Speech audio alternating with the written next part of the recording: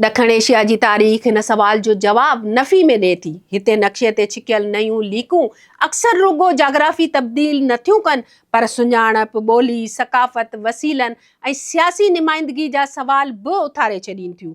उहो ई सबबु आहे जो नंढे खंड में सूबनि जी विरासत, नवां इंतिज़ामी यूनिटनि जे क़याम या बल्दियाती निज़ाम में तब्दीली बार बार अवामी एहतजाज ऐं सियासी तहरीकुनि खे जनम ॾिनो आहे। ही बहस अॼु बि पाकिस्तान में नए इंतिज़ामी ढांचे ऐं मक़ामी हुकूमतनि जे इख़्तियारनि जे हवाले सां जारी आहे, पर हिन जूं पाड़ूं हिकु सदी खां बि वधीक पुराणियूं आहिनि। हिन तारीख़ जो पहिरियों वॾो मोड़ 1905 ईस्वी में आयो, जॾहिं बरतानवी हुकूमत बंगाल खे ॿिनि हिसनि में विरहाइण जो फ़ैसिलो कयो। अंग्रेज़ सरकार जो मौक़िफ़ इहो हो त बंगाल एतिरो वॾो थी चुको आहे जो हुन जो मौसर इंतिज़ाम मुमकिन न रहियो आहे, तंहिं करे हुनखे ॿिनि इंतिज़ामी हिसनि में विरहायो पियो वञे। सियासी अॻवाननि ऐं मौरखनि मूजिबि हिन फ़ैसिले जे पोयां रुगो इंतिज़ामी ज़रूरत न हुई, पर वधंदड़ क़ौम परस्त तहरीक खे कमज़ोर करण बि मक़सदु हो।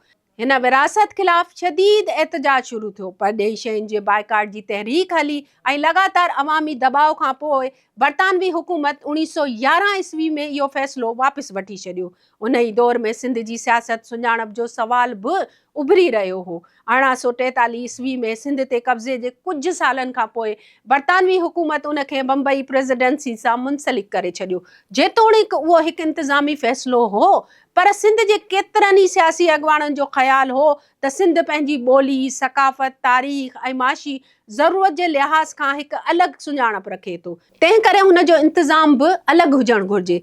दिलचस्प ॻाल्हि इहा आहे त हिन मुतालबे जी हिमायत रुगो मुसलमान अॻवाननि न कई, पर सिंध जे हिंदू क़यादत जो हिकु हिसो बि हिन जे हक़ में हो। बाद में कायदे आज़म मोहम्मद अली जना पंहिंजे मशहूर 14 नुक़्तनि में सिंध खे बम्बई खां अलॻि करण जो मुतालबो शामिल कयो ऐं 1936 में सिंध हिकु अलॻि सूबो बणिजी वई। पर इंतिज़ामी सरहदुनि जो सभ खां अलमनाक बाब 1947 में बरे सगीर जे विरहाङे दौरान साम्हूं आयो। पंजाब जी विरासत रुगो नक्शे ते हिकु लीक छिकण जो मामिलो न हो, उन जे नतीजे में लखे माण्हुनि लॾपलाण कई, वॾे पैमाने ते तशदुद थियो। हिन तजर्बे इहो वाज़े करे छॾियो त इंतिज़ामी या सियासी फ़ैसिला इंसानी ज़िंदगियुनि ते केतिरा गहरा असर मरतब करे सघनि था। पाकिस्तान जे क़याम खां पोइ बि सूबाई सुञाणप जो सवाल ख़त्म न थियो। 1955 ईस्वी में हुकूमत ओलह पाकिस्तान जी सभिनी सूबनि खे गॾु करे वन यूनिट क़ाइमु कयो। हुकूमती मौक़िफ़ इहो हो त हिन सां इंतिज़ामी ख़र्च घटि थींदा, हुक्मरानी बहितर थींदी ऐं ओभर पाकिस्तान सां सियासी तवाज़ुन क़ाइमु रहंदो। पर सिंध, बलोचिस्तान ऐं उन वक़्त जे सरहदी सूबे में हिन फ़ैसिले खे मुख़्तलिफ़ अंदाज़ सां ॾिठो वियो। नाक़दनि जो चवणु हो त हिन सां नंढनि सूबनि जे सुञाणप ऐं ख़ुदमुख़्तियारी मुतासिर थींदी ऐं इख़्तियार कुझु मर्कज़नि ताईं महदूद थी वेंदा। सिंध में हिन जे ख़िलाफ़ सियासी जदोजहद सालनि ताईं जारी रही ऐं आख़िरकार 1970 ईस्वी में वन यूनिट जो ख़ात्मो कयो वियो। 1980 वारे ॾहाके में जनरल ज़ियाउल हक़ जे दौर में शुरू थींदड़ जमहूरियत जी बहाली वारी तहरीक या MRD बि ख़ासि तौर ते सिंध में हिकु ताक़तवर अवामी तहरीक बणिजी साम्हूं आई। जेतोणीकि हिन तहरीक जो बुनियादी मुतालबो जमहूरियत जी बहाली हो, पर सिंध में केतिरा ई सियासी कारकुन हिन खे सूबाई हक़नि, सियासी नुमाइंदगी ऐं वफ़ाक़ी इख़्तियारनि जी विरासत जे तनाज़ुर में बि ॾिसंदा हुआ। हुन दौरान वॾा एहतजाज थिया, हज़ारे ई कारकुन गिरफ़्तार कया विया ऐं रियासती ताक़त बि इस्तेमालु कई वई। इन खां पोइ बि इंतिज़ामी ढांचे बाबति इख़्तिलाफ़ात ख़त्म न थिया।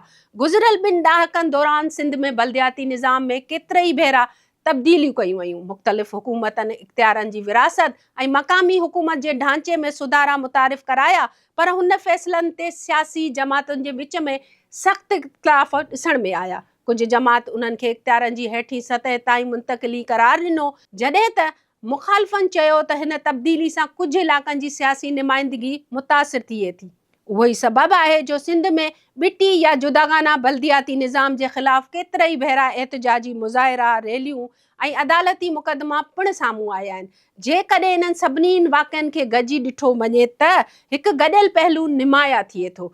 ॾखण एशिया में सूबनि जी विरासत या इंतिज़ामी तब्दीलियूं अक्सर रुगो हुक्मरानी फ़ैसिला न हूंदियूं आहिनि, उहे अवाम लाइ पंहिंजी सुञाणप, ॿोली, सक़ाफ़त, वसीलनि ऐं सियासी मुस्तक़बिल जो सवाल पिणु बणिजी वेंदियूं आहिनि।